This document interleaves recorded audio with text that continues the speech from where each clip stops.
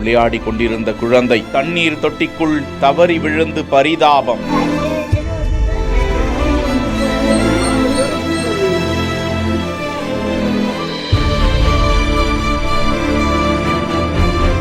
மருத்துவமனைக்கு தூக்கிச் சென்றும் பிரயோஜனம் இல்லை. ஐயோ, குழந்தைய பார்க்காம விட்டுட்டோமே என கதறி துடிக்கும் குடும்பம்.